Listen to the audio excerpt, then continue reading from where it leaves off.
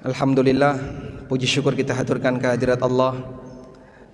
Pagi ini di kajian Mutia di Masjid Kampus, kita nggak ngantuk, nggak tidur, tapi fokus untuk belajar. Ada yang sudah mulai kelelahan? Yang serius? Insya Allah ngikut sampai selesai ya. Nah, tadi saya kira karena saya diminta untuk memindahkan kursi ya, saya pindahkan. Ternyata belum waktunya. Insya Allah nanti setelah ini akan ada sesi tanya jawab yang katanya menggunakan 2 kursi. Baik, di sebelah saya ini Anda melihat ada apa? Nah, siapapun di antara kita pasti menjadi ipar ketika sudah dewasa. Baik kita yang menikah atau keluarga kita yang menikah. Kita punya ipar ketika kakak kita sudah menikah atau adik kita menikah. Kita punya ipar ketika kita sendiri menikah. Dan itulah manusia yang berada di sekitar kita. Ada orang tua, ada mertua, ada saudara, ada ipar, ada tetangga, dan seterusnya. Kalau orang ingin hidup tanpa mereka semua, bisa nggak kira-kira? Mungkin dia naruh dirinya di padang pasir, tidak punya tetangga, atau di tengah hutan, bertetangga dengan binatang. Namun karena kita manusia, makhluk sosial, maka kita pasti punya orang yang berada di sekitar kita. Baik, Allah Subhanahu wa ta'ala kasih panduan. Di surat Al-Furqan Allah berfirman. Biasanya ada papan tulis ini enggak pakai ya? Enggak usah aja. Enggak usah aja. Allah Ta'ala berfirman, "Wa ja'alna ba'dakum li ba'din fitnah atasbirun." Wa ja'alna ba'dakum li ba'din fitnah atasbirun. Di surat Al-Furqan ayat berapa sih Pak? Sekarang coba bareng-bareng buka mushafnya. Surat Al-Furqan ayat, saya enggak hafal ayatnya. Ayat 20. Surat Al-Furqan ayat 20. Surat Al-Furqan itu surat ke-25, ayat yang ke-20. Sudah ketemu? Baik. Allah Ta'ala mengatakan, "Wa ma arsalna qablaka minal mursalina innahum layakuluna at-ta'ama wa yamshuna fil aswaq. Wa ja'alna ba'dahum li ba'din fitnatan atasbirun." Kami jadikan sebagian kalian menjadi sumber fitnah bagi yang lain, atasbirun, sejauh mana kalian bersabar. Artinya apa? Ayat ini menjelaskan kita pasti bergesekan, kita pasti berinteraksi, dan dalam interaksi itu pasti akan ada gesekan. Baik gesekan dengan saudara, gesekan dengan orang tua, gesekan dengan anak, gesekan dengan mertua, termasuk gesekan dengan saudara ipar. Pasti.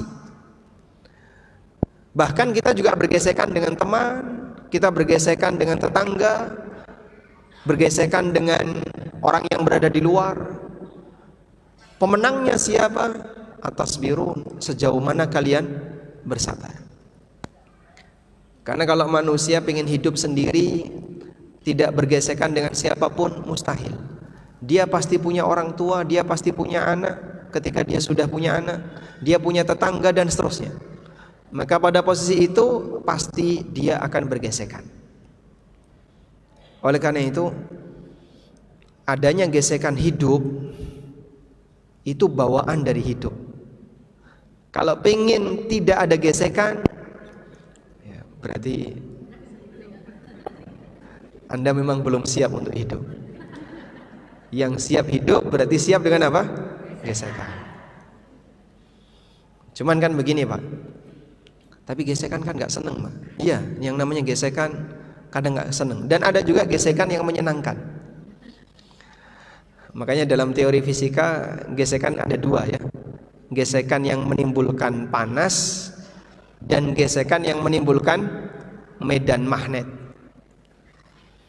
Semenjak saya kenal dia, saya akrab sama dia, saya senang sama dia, sehingga ketika ngobrol dengan temannya ini dia bisa nyaman.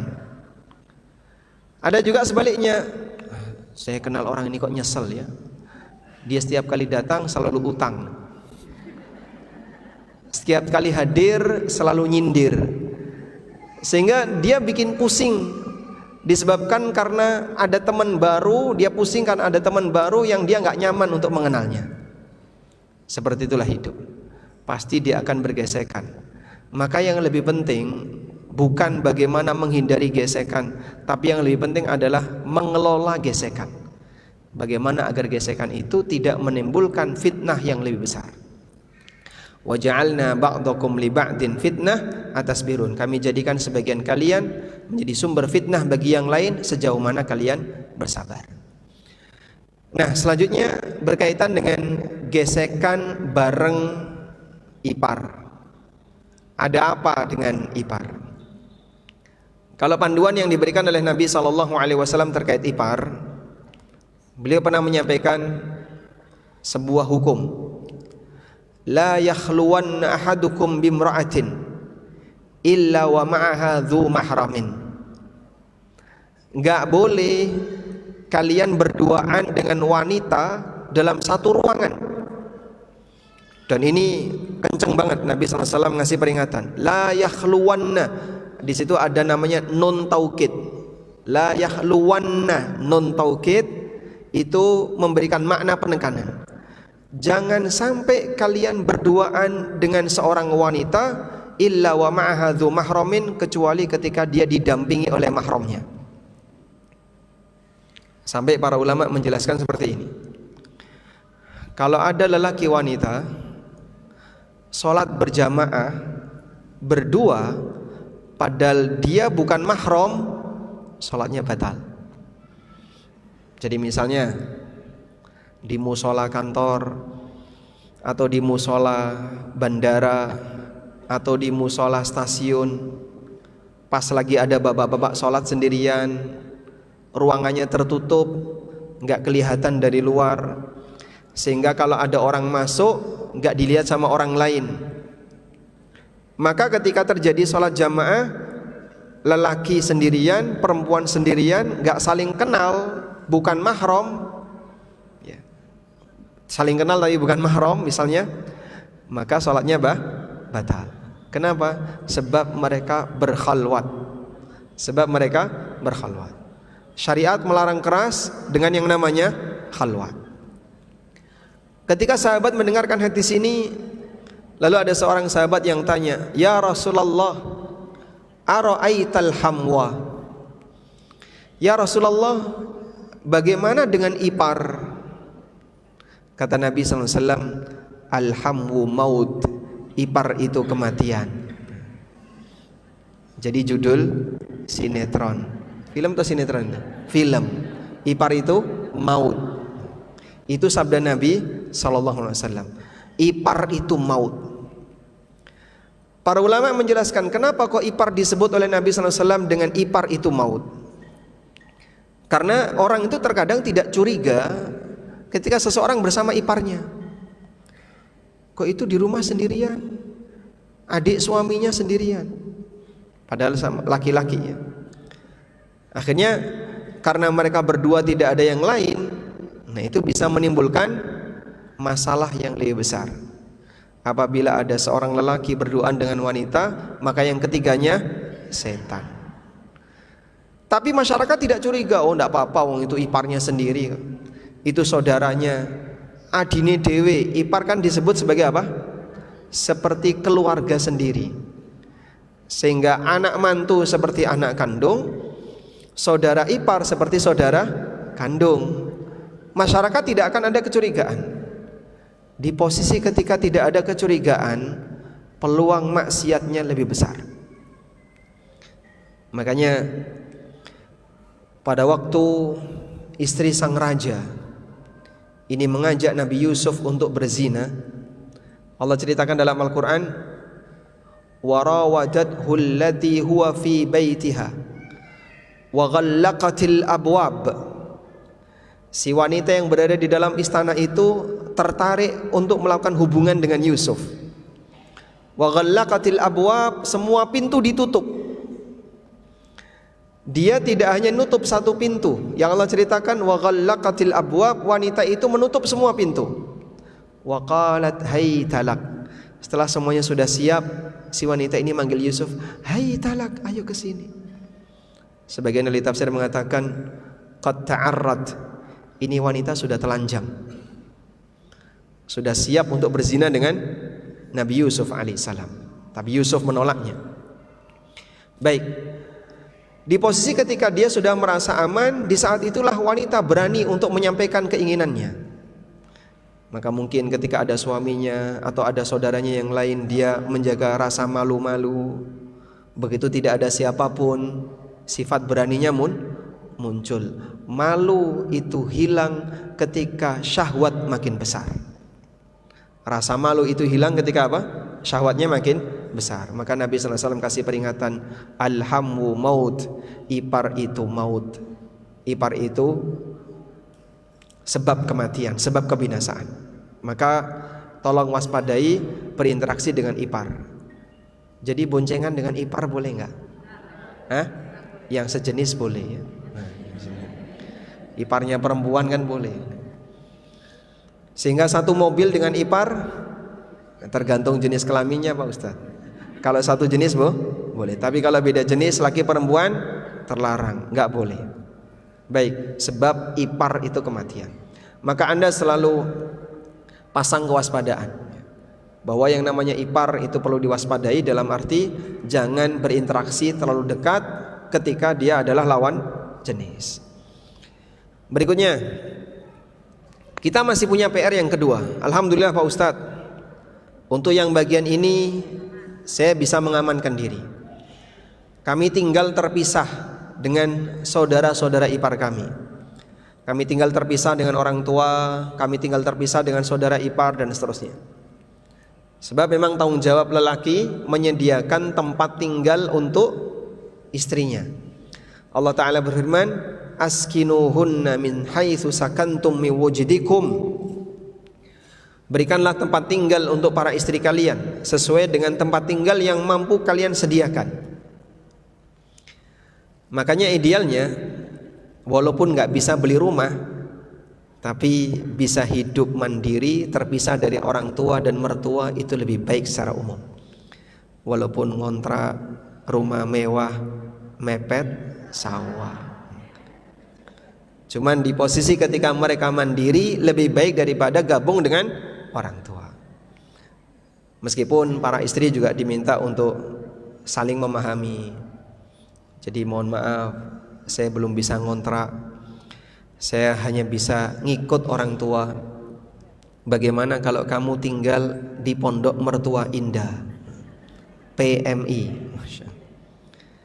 Ya, kalau sang istri bisa bersedia dengan itu, walhamdulillah, mudah-mudahan semuanya bisa berinteraksi dengan baik. Sudah? Sekarang masih ada masalah yang kedua, yaitu berkaitan dengan ketegangan dengan keluarga suami atau ketegangan dengan keluarga istri. Baik, saya mau tanya, Anda sebagai seorang istri ya, mana yang membuat Anda lebih cemburu?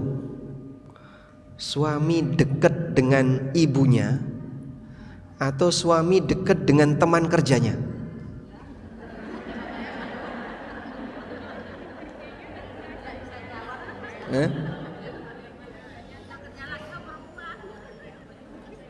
Gimana? Teman kerjanya laki atau perempuan? Kalau misalnya suami dekat dengan teman perempuannya, dengan suami dekat dengan ibunya, Anda lebih cemburu mana? Ya? Dua-duanya? Lebih baik ketika suami dekat dengan teman perempuannya. Alhamdulillah, ini fitrah yang masih normal. Ya? Ada enggak wanita, istri yang cemburu ketika suaminya dekat dengan ibunya? Hah? Ada? Yang jawab enggak ada mungkin bisa survei dulu. Realitanya banyak. Ada banyak sekali para istri yang cemburu dengan ibu mertuanya. Jadi saat suaminya dekat sama ibu mertua, ini suami saya. Iya, memang ini suami kamu, tapi dia punya ibu. Dan dia punya hak untuk berbakti kepada ibunya. Maka saat dia berbuat baik kepada ibunya, seharusnya kau dukung itu suami. Kenapa Pak didukung? Aku gak kuat seperti itu. Dulu waktu akad nikah gak pernah nyebut kayak gitu. Akad nikah kayak gini gak disebutkan. Tapi normalnya yang namanya anak, dia punya hubungan dekat dengan ibunya. Ibu itu pintu surga bagi suamimu. Sehingga kalau kau ingin jadi permaisuri bagi suamimu ketika masuk surga, dukung suamimu ketika dia pengen masuk surga. Salah satu di antara pintu surga bagi anak adalah orang tuanya. Tapi apa? Nafkah saya, Anda kan dikasih nafkah cukup. Hasil kerja suami diberikan kepada sang istri cukup, diberikan kepada ibunya juga cukup. Biasanya lebih banyak mana, istri atau ibu? Masya Allah, memang istri itu penguasa segalanya. Sehingga kalau namanya duit ya sudah masuk ke bini syariah, susah untuk ditarik tunai. Nggak bisa, Insya Allah. Rumus itu ya. Baik bapak-bapak yang nonton online, tolong diperhatikan ya, bahwa duit kalau sudah masuk ke bini syariah tidak bisa ditarik. Itu bagian dari upeti yang harus diserahkan kepada Kanjeng Ratu. Karena Anda menikahi dia ratuku alias gratis. Hanya cuman bayar mahar saja. Baik, kembali ke sini. Bisa nggak sekarang misalnya ibu-ibu yang kami hormati, Anda kasih dukungan kepada suami untuk berbakti kepada ibunya di posisi ketika nafkah Anda sudah cukup? Bisa insya Allah. Jadi kalau misalnya suami mengumrohkan ibunya, Anda keberatan enggak? Walaupun Anda nggak pernah diumrohkan.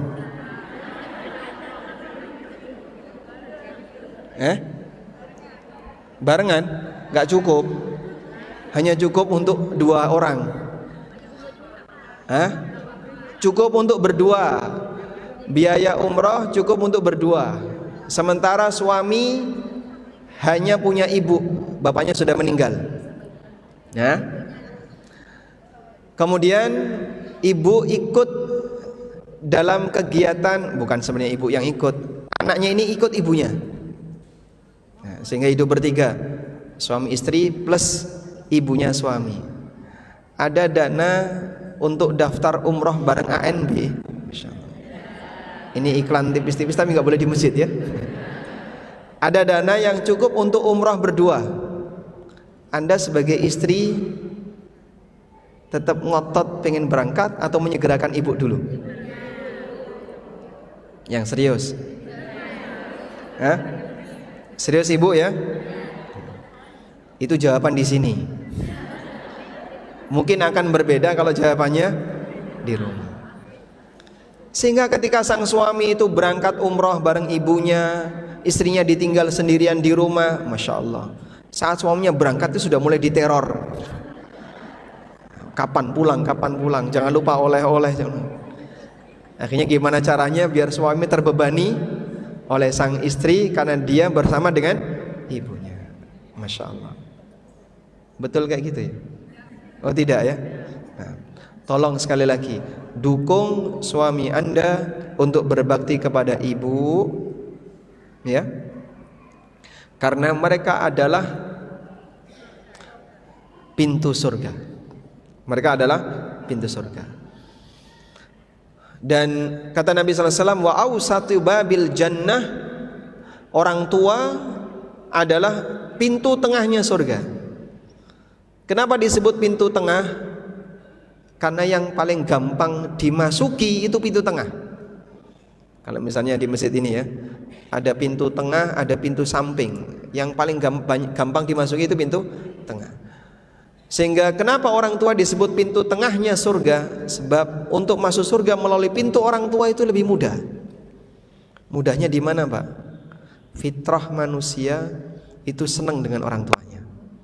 Sehingga saat dia berbakti kepada orang tuanya, dia bisa menikmati. Itu fitrah. Beda ketika dia ngasih sumbangan keluar, mungkin dia akan lebih terasa berat. Baik. Suami Anda saat di luar tiba-tiba transfer senilai uang tertentu ke orang tua. Sudah? Buktinya belum dihapus.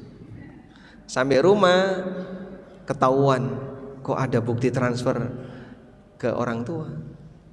Kira-kira ditanya atau diam saja? Hah? Ditanya atau diam saja? Kenapa transfer? Buat apa? Untuk apa? Apalagi pertanyaannya? Tadi abang transfer berapa? Sekian. Coba lihat saldonya berapa? Subhanallah. Ngeridel itu pertanyaan. Karena sang istri merasa belum bisa menerima secara maksimal. Anda kalau menerima secara maksimal, oh ya sudah, suami saya punya hak untuk ini. Yang penting hak saya tidak terkurangi. Maka di bagian ini saya mau menyampaikan satu kesimpulan. Sepanjang hak Anda tidak dikurangi, tolong jangan mempermasalahkan ketika suami Anda memberikan kepada orang tuanya atau kepada saudaranya. Bisa dipahami insyaallah? Baik. Sekarang kita beralih lagi. Masalah turunan berikutnya adalah berkaitan dengan gesekan bersama saudara ipar, bukan karena masalah kemahroman, tapi gesekan karena ketegangan. Pak, adik ipar saya nggak senang sama saya, kakak ipar saya nggak senang sama saya. Terus gimana itu Pak ya? Saya jadi nggak nyaman. Baik, dalam setiap hidup tolong pastikan akan selalu ada orang yang tidak senang dengan Anda. Itu pasti. Sehingga ada orang yang gak senang sama saya, sebagaimana Anda sendiri akan selalu ada orang yang gak senang dengan Anda.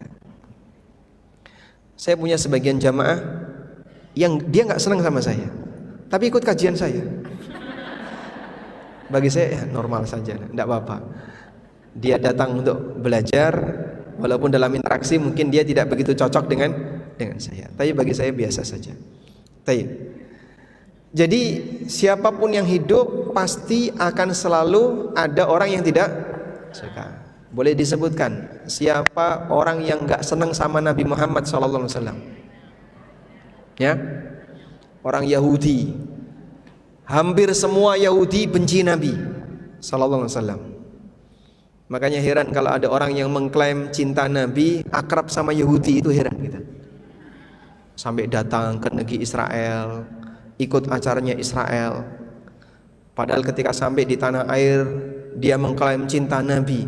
Yang kau jadikan teman akrabmu itu benci Nabi sallallahu alaihi wasallam. Tapi kau akrab sama dia. Sebaliknya, ada orang yang memperjuangkan sunnah Nabi sallallahu alaihi wasallam dianggap benci Nabi, juga ada ya. Padahal dia cinta Nabi sallallahu alaihi wasallam dan mereka wujudkan dengan cara mengajarkan sunnah-sunnah Rasulullah sallallahu alaihi wasallam. Baik, kembali ke sini. Ada satu perkataan yang disampaikan oleh Imam Asy-Syafi'i rahimahullah, tulis. Ya, daripada ngantuk mending nulis ya. Tapi jangan nulis sambil ngantuk. Ya, nanti nggak bisa dibaca. Imam Asy-Syafi'i rahimahullah mengatakan, ridhon nas ghayatun la yudrak. Ridhon nasi ghayatun la yudrak. Sudah ditulis? Untuk mendapatkan kerelaan, dari semua manusia adalah cita-cita yang mustahil bisa dicapai. Mendapatkan kerelaan dari semua manusia adalah apa tadi? Cita-cita yang mustahil bisa dicapai. Tapi ada satu ridho yang tidak boleh kita tinggalkan. Ridho siapa itu? Ridho Allah. Maka pernyataan lanjutannya, waridho Rabbi ghayatun la tutrak. Sementara ridho Allah adalah cita-cita yang tidak boleh diabaikan. Ridho manusia adalah cita-cita yang tidak mungkin bisa dicapai. Ridho Allah adalah cita-cita yang tidak boleh terabai. Sehingga berusahalah untuk mengejar ridho Allah agar kau dicintai oleh Allah. Sudah? Oleh karena itu, ketika orang bergesekan dengan orang lain, lalu ada yang tidak senang sama kita, itu bagian dari bawaan hidup. Sebab kalau kamu pengen dicintai oleh semua orang itu mustahil. Tapi Pak, yang benci sama saya itu orang yang dekat dengan keluarga saya, orang yang masih satu lingkaran dalam keluarga saya. Ya iya, kalau nggak kenal sama kamu ngapain benci sama kamu? Orang bisa menilai itu ketika kapan? Sudah pernah berinteraksi. Sehingga kalau misalnya ketemu orang di jalan, ibu terus wawancarai, menurut kamu saya suka atau kamu mencintai aku atau tidak? Lah gimana? Anda akan disebut ini kentean pil lagi. Anda pasti yang namanya orang yang nggak suka itu adalah orang yang kenal dengan kita, yang berada dalam circle kita, entah teman, entah keluarga, atau keluarga suami atau keluarga istri. Itu yang tidak senang sama kita. Kalau dia sama sekali nggak pernah kenal dengan kita, ya nggak mungkin dia ngasih penilaian tentang diri kita, baik senang maupun benci. Namun ketika dia berada di sekitar kita, barulah di situ ada penilaian tentang kita. Makanya di bagian ini hal penting yang perlu Anda ingat, bahwa yang benci kita adalah orang dekat kita. Kalau orang jauh, ya apa urusan orang jauh? Orang yang nggak kenal, apa urusan orang yang nggak kenal? Tapi orang dekat, sebab mereka itulah yang sering berinteraksi dengan kita. Nah, kita punya satu prinsip, kalau pengen semuanya senang sama kita itu mustahil. Lah terus Pak, apa yang perlu kita perjuangkan? Hal penting yang perlu kita perjuangkan intinya adalah jangan sampai Anda melanggar aturan Allah di saat Anda sedang punya masalah kepada orang lain. Intinya itu. Jangan sampai melanggar aturan Allah ketika punya masalah dengan orang lain. Ridho Allah tetap harus kau perjuangkan meskipun kau nggak dapat ridho orang. Ridho Allah harus tetap kau perjuangkan ketika kau tidak mendapatkan ridho dari makhluk. Karena ridho makhluk cita-cita yang nggak mungkin bisa dicapai, sedangkan ridho Khalik cita-cita yang tidak boleh ditinggalkan. Nah, selanjutnya, di posisi ketika Anda ridho dengan diridhoi oleh orang lain atau tidak diridhoi oleh orang lain. Tadi sudah kita sebutkan, jangan sampai melanggar hukum Allah. Hukum Allah yang tidak boleh dilanggar itu apa saja Pak? Satu, jangan mendolimi siapapun. Jangan mendolimi siapapun. Baik. Antara jadi orang yang didolimi dengan jadi orang yang mendolimi, siapa yang lebih bahaya? Yang mendolimi itu lebih berbahaya.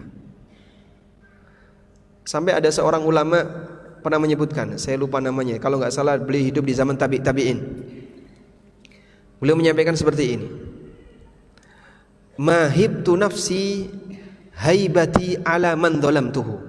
Beliau seorang ulama, tapi beliau menyampaikan seperti ini, belum pernah aku merasa segan melebihi ketika aku di hadapan orang yang aku zalimi. Jadi kalau dia berada di depan orang yang dizalimi, itu ketakutan, segan dia. Li'anni a'lamu annahu la nasira lahu illallah.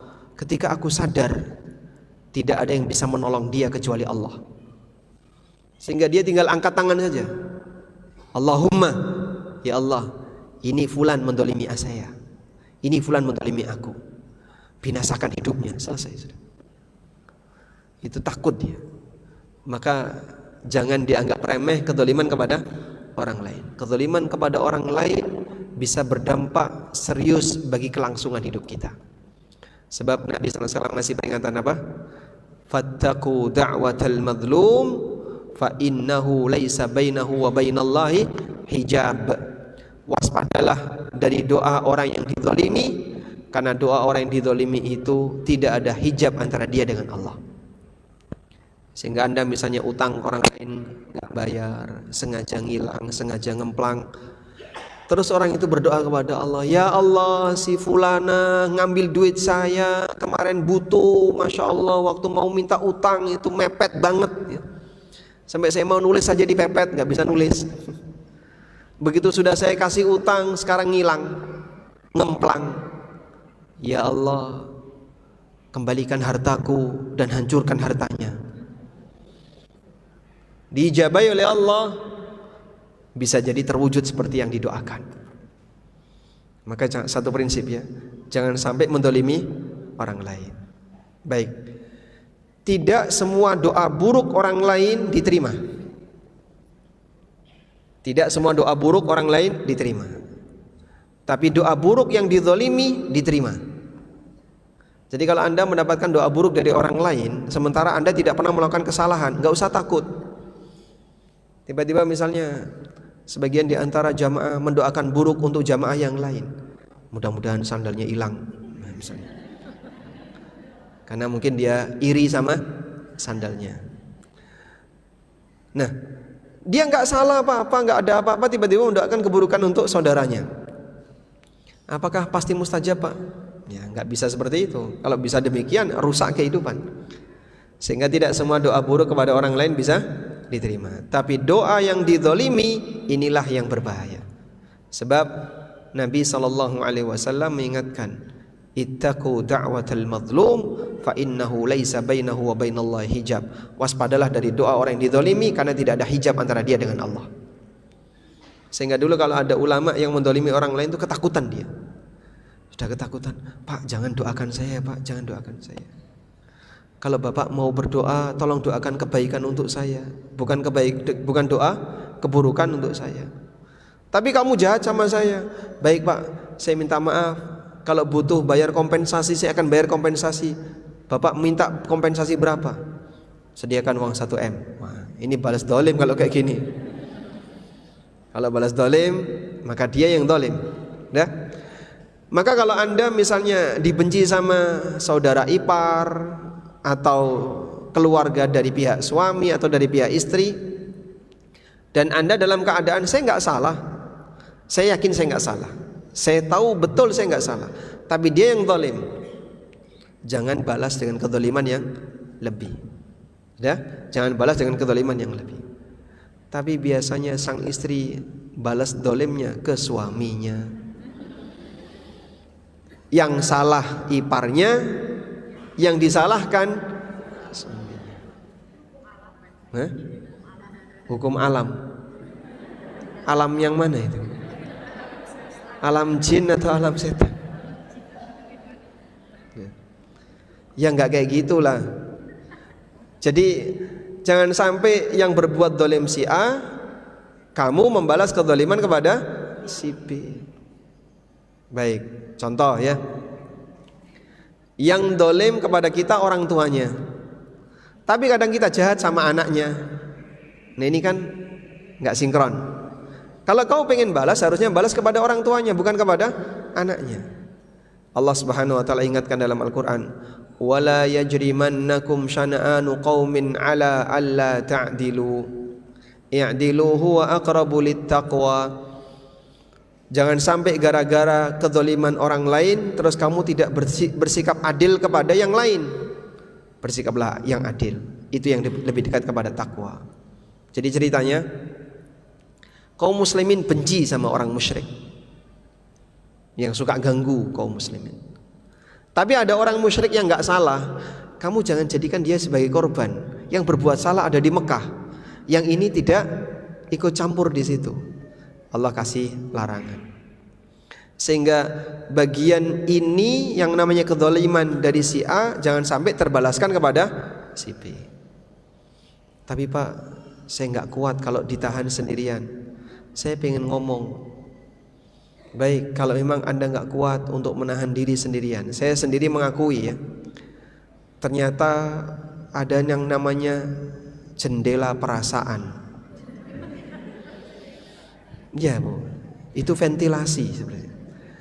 Jadi kalau nggak dibuka, suasananya sungkep, angkep, sungkep, waduh nggak enak pokoknya. Maka begitu jendela ini dibuka, lebih segar udaranya. Nah itu dengan cara apa? Curhat. Jendela perasaan itu adalah ketika Anda sedang curhat. Itu seperti ventilasi perasaan. Baik, ya boleh-boleh saja kamu curhat, tapi curhat yang terbaik curhat sama siapa? Allah. Satu. Yang kedua, silahkan kamu curhat kepada orang yang punya wewenang untuk mengatur dalam hal ini. Boleh nggak Pak saya curhat ke suami? Ya sekiranya suami bisa melakukan perubahan untuk itu, silahkan. Atau curhat ke mertua, silahkan. Yang kira-kira dia punya wewenang untuk itu. Tapi kalau cuma curhat ke temannya, curhat ke tetangganya, itu ibarat najis ya, tidak dibersihkan tapi dieret-eret. Dieret-eret najisnya sehingga malah yang najis jadi semakin melebar. Kalau Anda ketemu najis, misalnya anak ngompol yang kena air kencing hanya satu bidang keramik, ya, itu segera dibersihkan, keramik yang lain nggak kena. Tapi ketika Anda ketemu najis lalu dieret-eret kepada yang lain, maka keramik-keramik yang lain jadi kena najis.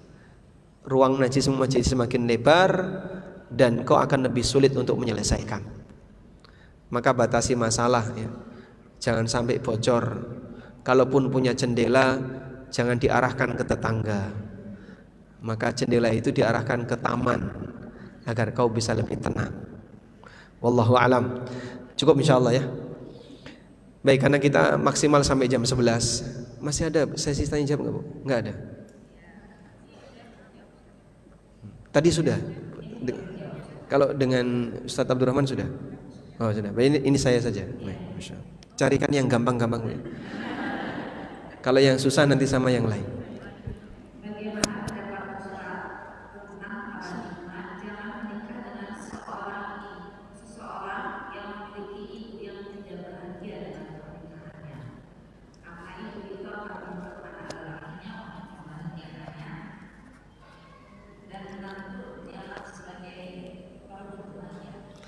Gimana? Jangan nikah dengan seorang lelaki yang ibunya tidak perhatian dengan pernikahannya, tidak bahagia dengan pernikahannya.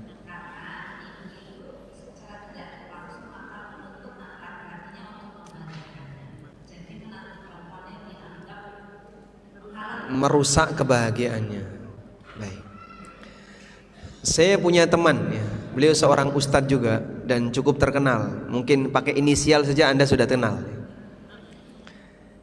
Waktu beliau belum nikah, karena beliau nikahnya agak telat waktu itu.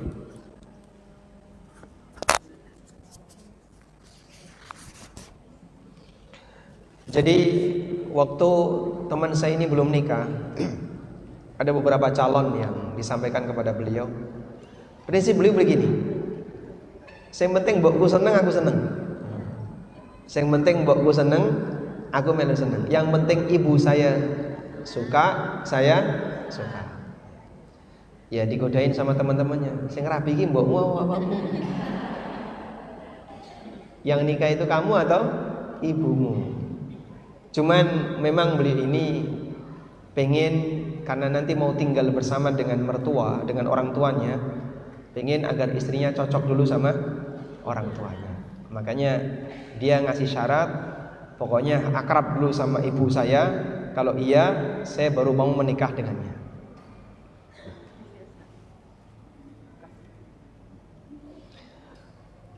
Apakah seperti ini boleh? Ya, sah-sah saja. Dan begini, kekuatan wanita, catat ya, ini penting ini. Tapi wis terlanjur ya Pak Ustadz. Wis umur sakmene mau dibaleni ora iso ya.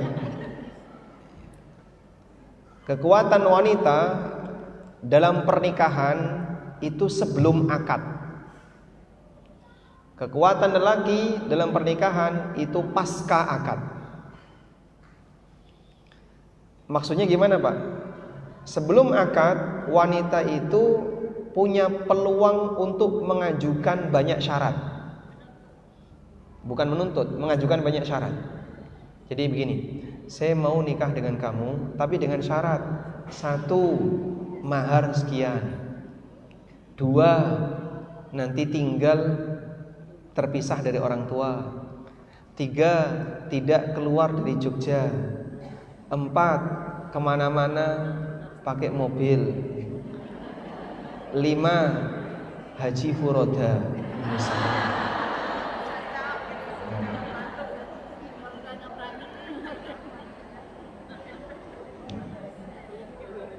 Yo, namanya cita-cita kan boleh-boleh saja.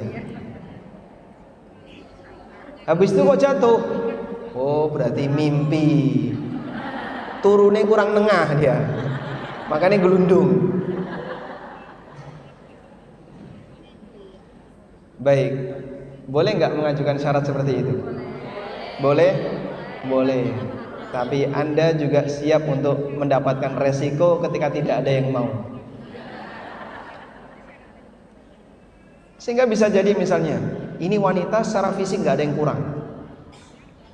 Misalnya secara fisik ya, hafidhoh, masya Allah, kedokteran. Dari sisi fisik nilainya bagus, kaya. Tapi kok nggak nikah-nikah? Ternyata semua lelaki takut kepadanya karena terlalu banyak syarat yang dia ajukan. Ya, seperti itulah namanya keluarga. Nabi SAW pernah mengatakan, inna ahaqqash syuruti an tufu mastahlaltum bihil furuj. Sesungguhnya persyaratan yang paling berhak untuk kalian penuhi adalah persyaratan dalam pernikahan. Sehingga ketika sang suami setuju, baik, saya penuhi semua persyaratan ini, saya mau nikah dengan kamu dan semua persyaratan tadi yang kamu sebutkan, hidup berdua terpisah dengan orang tua, kemudian apa lagi? Punya mobil, terus apa lagi? Haji furoda dan seterusnya, dipenuhi semuanya. Baik, insya Allah saya penuhi. Tapi saya mohon waktu. Saya akan penuhi sebelum Dajjal muncul. Sampai kapan itu? Ya enggak tahu ya. Bisa jadi saya meninggal duluan sebelum Dajjal muncul, kan berarti nggak jadi untuk di. Nah, intinya ketika sang suami sudah setuju dengan itu, lalu pernikahan dilangsungkan, kok suami tidak mewujudkan, istri punya hak gugat cerai. Kemarin kan bilangnya hidup berdua, tidak bareng orang tua. Kenapa sekarang saya ditempatkan di rumah orang tua? Kemarin syaratnya seperti ini. Itu istri punya hak gugat cerai. Kemarin bilangnya nggak diajak keluar Jogja. Kenapa sekarang kerja di luar kota kok diajak keluar Jogja? Saya nggak mau tinggal kecuali di dalam Jogja. Kok tetap dipaksa untuk keluar? Istri punya hak gugat cerai. Itu yang kita maksud, wanita punya kekuatan sebelum nikah.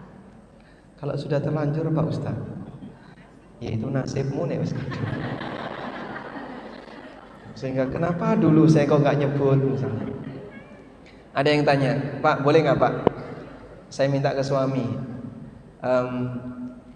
saya nggak pengen abang nikah lagi. Boleh? Sebelum nikah boleh, setelah nikah nggak berlaku. Ya dulu sebelum nikah disampaikan syaratnya 1, saya tidak mau poligami. Boleh? Boleh. Nah, kok suaminya poligami, wanita ini punya hak gugat cerai. karena suami telah melanggar syarat yang ditetapkan. Itu yang kita maksud bahwa wanita punya kekuatan sebelum akad nikah. Tapi kalau sudah akad nikah, nah berikutnya kamu menjadi istri, dan istri punya kewajiban taat kepada suami. Makanya yang belum menikah pasang syarat sebanyak-banyaknya. Kok rapayu rapi itu resiko pribadi. Sambut.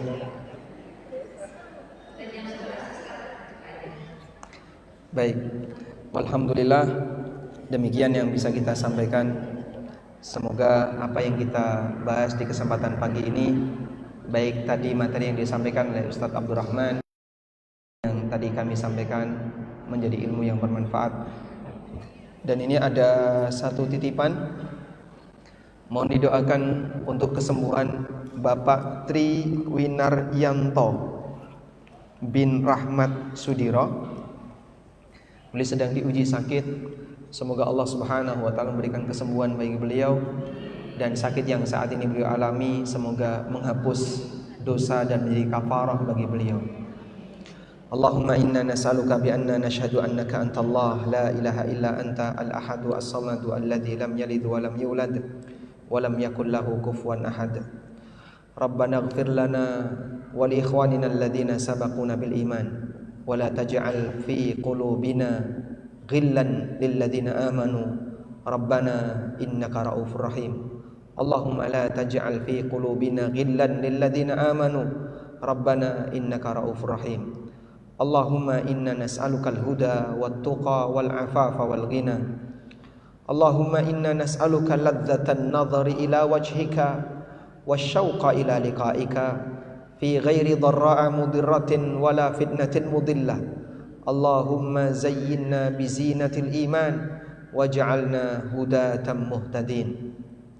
Allahumma inna nas'aluka fi'lal khairat wa tarkal munkarat wa hubbal masakin wa idza aradta bi'ibadika fitnah faqbidna ilaika ghaira maftunin. Rabbana hab lana min azwajina wa dhurriyyatina qurrata a'yun waj'alna lil muttaqina imama. Rabbana atina fid dunya hasanah wa fil akhirati hasanah wa qina adzabannar. Wa sallallahu ala nabiyyina Muhammadin wa ala alihi wa sahbihi wa sallam. Wa akhiru da'wana anil hamdulillahi rabbil alamin. Wassalamu alaikum warahmatullahi wabarakatuh.